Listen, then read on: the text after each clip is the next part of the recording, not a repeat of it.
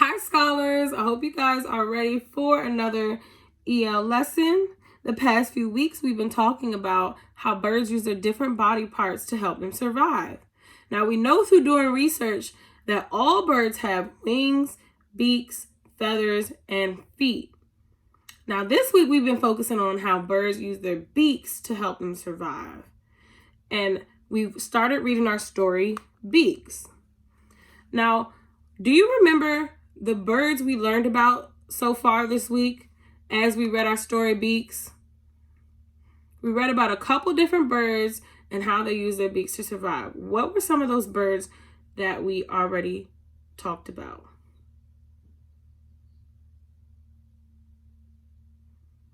Very good. Those are some great answers. On day one, we talked about the song sparrow and the macaw. We learned about a small beak and a heavy beak. Yesterday, we learned about the hummingbird, the eagle, the toucan, and the woodpecker. Today, we're going to learn about 3 more birds. Okay, and I want you to pay attention as I read to what the bird's beaks look like and how they help the bird.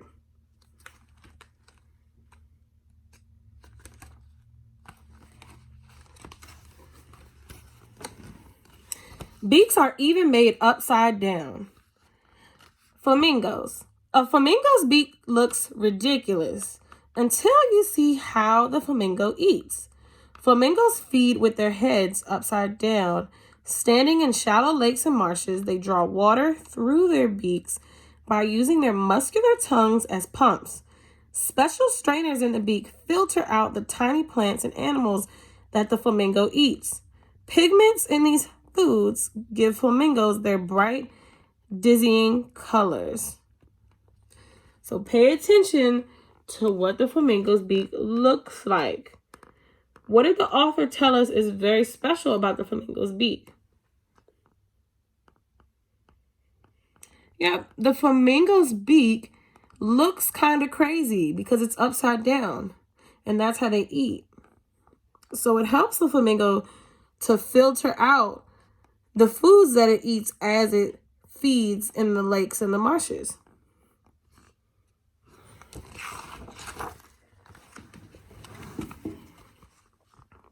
A skimming beak. Skimmers. Like the flamingo's beak, a skimmer's beak looks like an accident. The bottom bill is longer than the top. The skimmer puts its backward beak to good use. To hunt, the bird flies with its lower bill slicing below the water surface. When it strikes a fish, the bird snaps its beak shut, trapping the fish in a scissor-like grip. In this way, skimmers can catch fish without even getting wet. Wow. So what did we just learn about the skimmer's beak?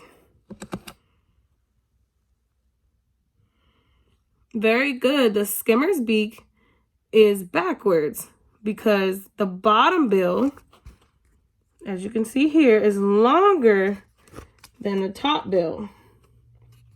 And how does the skimmer's beak help the skimmer?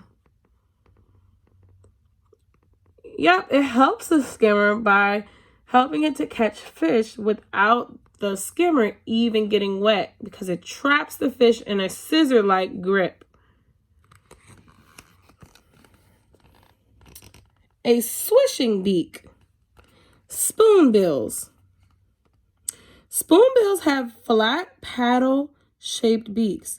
To find food, spoonbills wade into shallow water and swish their open beaks back and forth.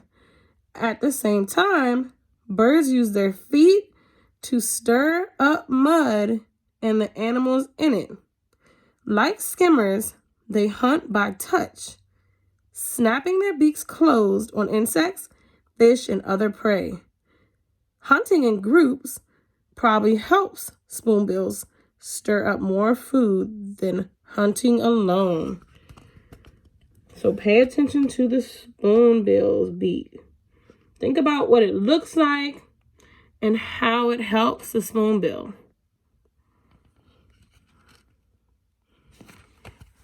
All right, excellent job today, scholars, actively listening and paying attention to what these birds' beaks look like and how they use them to help them survive.